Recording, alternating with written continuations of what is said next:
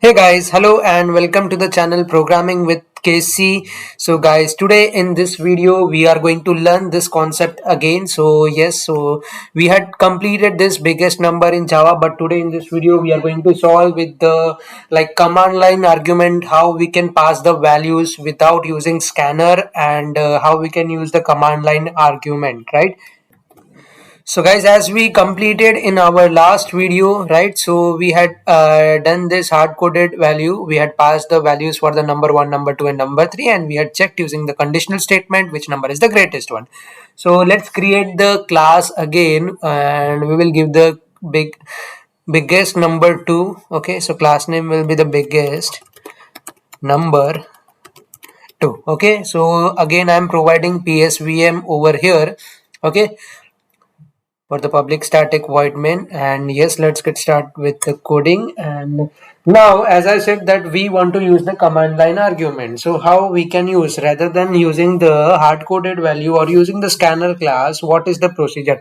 So first of all, I will declare the numbers over here. So number 1, and remember, this is the procedure, this is the method how you can use the command line argument. So you will write the integer dot parse int in this way. So this is the way where you can take the values after running, after compiling your program, right? So after when you compile, when you actually run your program, and you pass the values from the command line argument.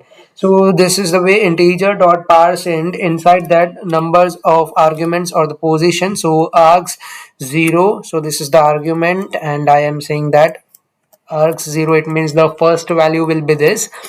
And I'm saying the integer number 2.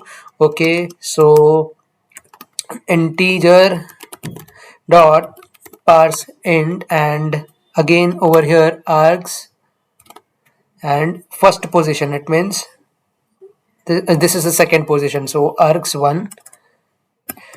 And for the integer number 3. Okay, so again integer dot parse int number, sorry, args 3, right? Args 2, it means the third value, third number. Okay, so we had taken the 3 number over here. Now we will start with the condition over here, because we want to check for the number which is greater than we will check inside this conditional statement which number is the greatest one, and it will print the answer for that, it will print the output for that. So number, first we will check for the number 1.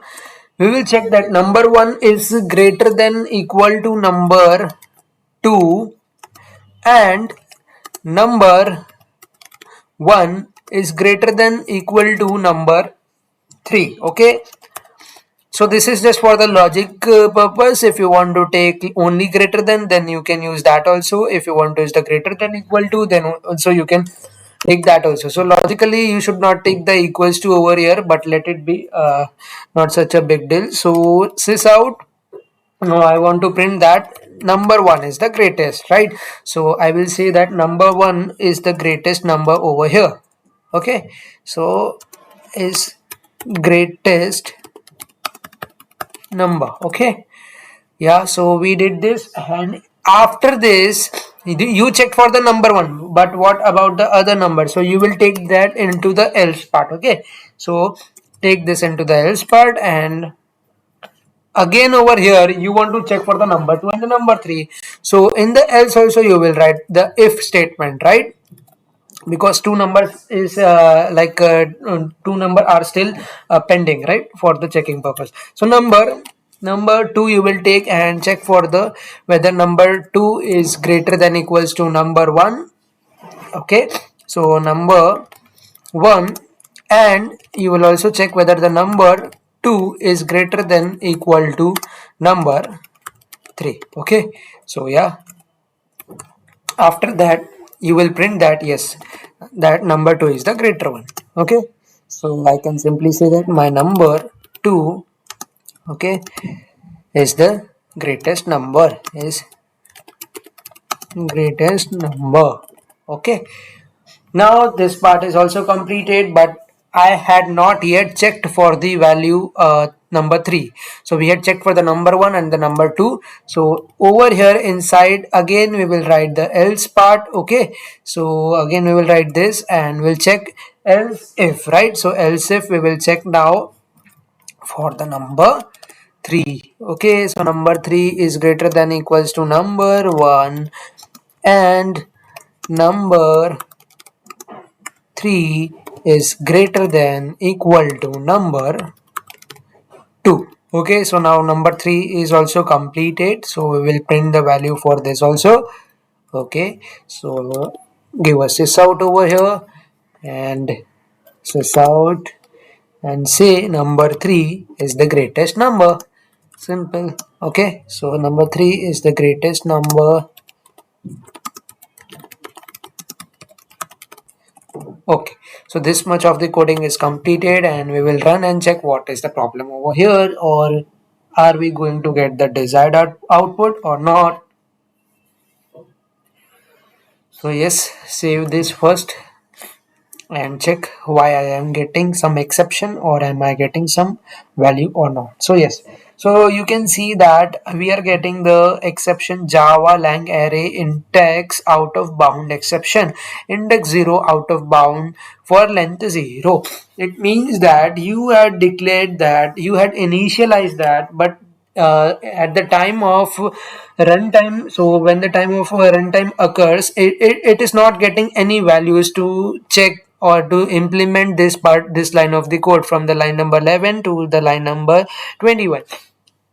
So there is no compile time error in this, but you will get the runtime exception due to because you had initialized, you are saying that I am going to pass the integer value as an argument, and you had declared over here 3 integer, right? So 3 integer you had declared, but they are not getting the values at the time of the execution. So runtime, there is the problem in the runtime environment. So to tackle this, you need to run that using command line argument. So how you will do that? You need to use the run as Java application. So you will get this problem because now I had used this Java application, but you have to use the configuration over here. So using the run configuration, a new window will be opened over here, and inside this arguments you can simply pass the number. Let's say 1. You do not have to use the comma over here. You can simply use the space 1 2 4, and now apply and run, and you will be able to see the respected desired output that the 4 is the greatest number. Okay, so yes, this is the process. You will always get the index out of array index out of bound exception because you had not passed the argument, but you had only declared. So you will not be able to find out any compile time error, but yes, you will not be able to solve at the same time the runtime exceptions also. Okay, so remember this, when you are using this integer dot parseInt, it means that you have to pass the arguments over here. You are not passing the values, you are passing directly the arguments which needs to be passed by the command line. Okay, so after that your execution will be successful and you will get your desired output. So guys, that's it for the today's video, and if you like this video, then make sure to like and subscribe this channel if you had not yet done. Okay, so we'll see you in the next video with more examples on the core Java, and many more concepts is going to become on this channel. So yes, stay tuned and we'll see you in the next video. So till that time, take care, thank you, and bye bye.